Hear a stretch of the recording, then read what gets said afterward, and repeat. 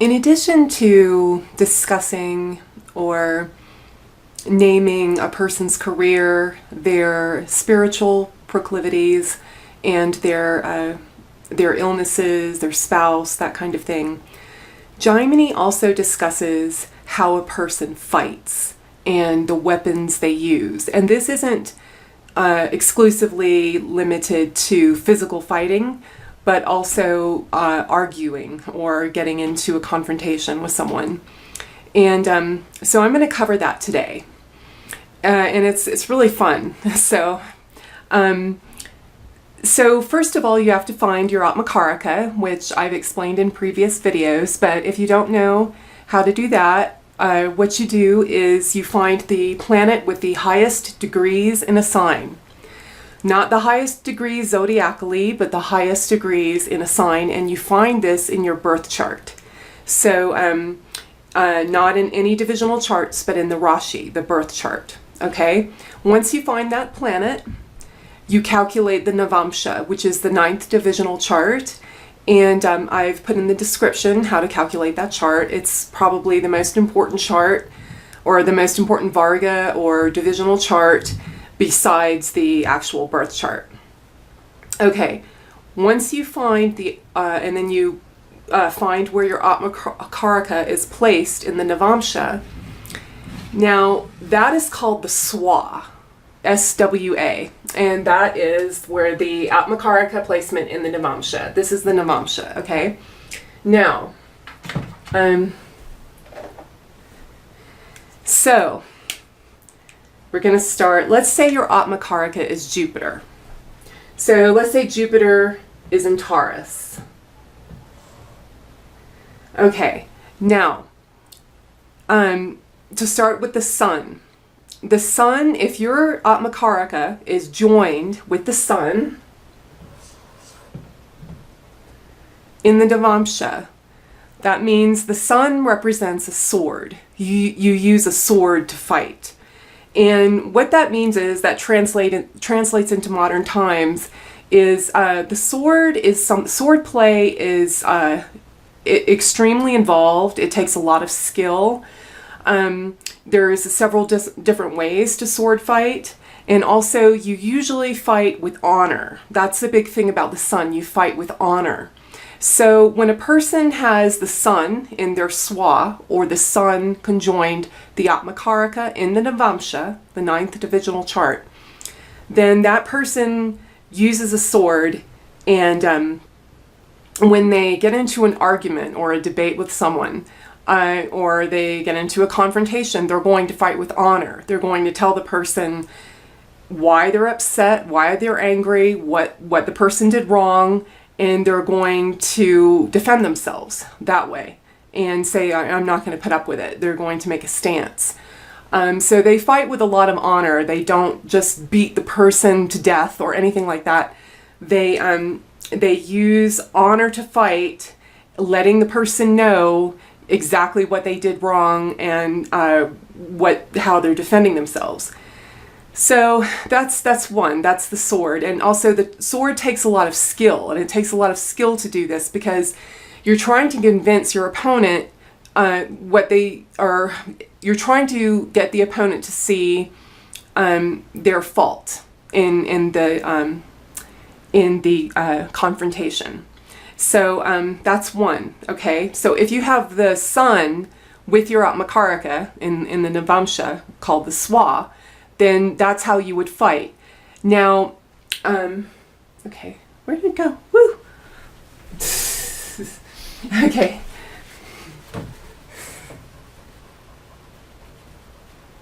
Okay, the next one is Mars. So let's say you have Mars with your Atmakaraka, with Jupiter in the Swamsha.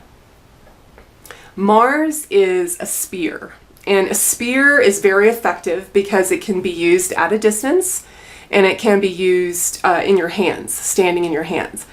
Mars is the god of war, as you know, I'm sure everybody knows that.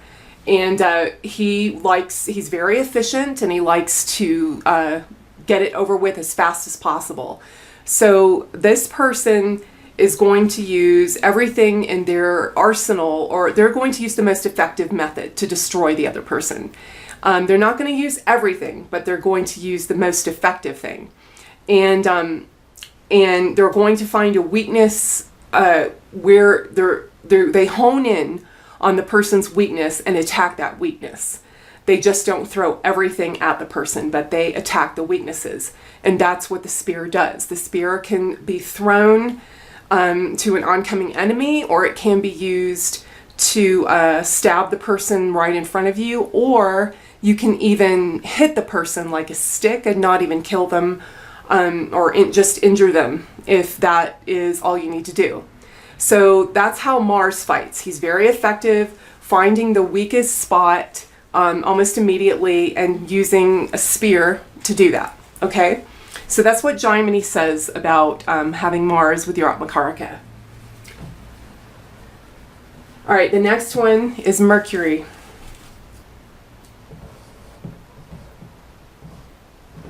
Okay, so if you have Mercury with your Atmakaraka, Mercury is a staff. It's an ascetic with a staff, like the monks used to carry staffs, and Buddhist monks and Tibetan monks still carry staffs and walk with staffs. And what that means is you hit people with staffs, you beat them with a staff, but you don't kill them. Or you probably could if you wanted to, but it takes a lot more effort than with a spear or a sword. And what the staff, or Mercury, likes to do with the staff is hurt the person until they're incapacitated, but they don't want to absolutely destroy the person. So Mercury is the planet of friendship anyway. And so he doesn't want to absolutely destroy or kill the person. He would rather injure them and have them get up later. So that's what that means. That's what how Mercury works when he is with the Atmakaraka. That's how he fights. Okay? So the next one is Saturn.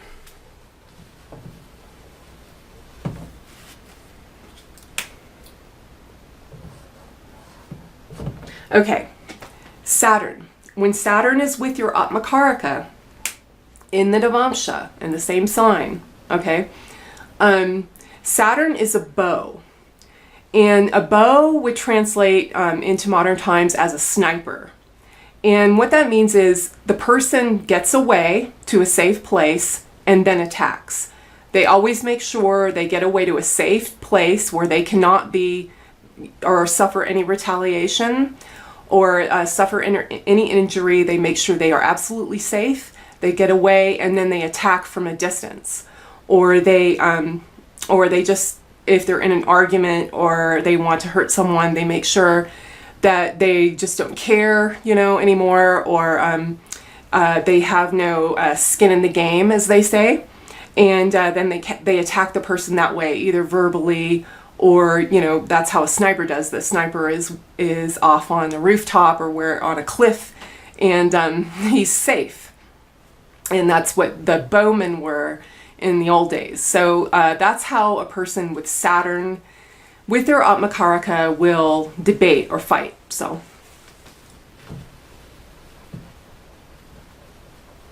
okay, that's Saturn. And the next one is Ketu, or the south node of the moon. Okay, so if you have Ketu, or the south node of the moon, with your Atmakaraka in the Navamsha, which is called the Swa, Ketu, Jaimini says Ketu uses time devices. And that doesn't mean bombs. There weren't any bombs when he was alive. But what that means is the person withdraws. They just don't deal with it. If there is a fight going on, if there's some type of, if there's problems or an argument, the person will not argue. They will not fight back. They will just withdraw from the situation and let time take care of it. And let the other person either burn themselves out with anger, or the other person gets over it, or the other person just wants revenge and maybe gets it on the K2 person eventually. But that's what a K2 person does. They withdraw, they don't fight, they just ignore the person. So That's what Jaimini says about Ketu. Okay, now.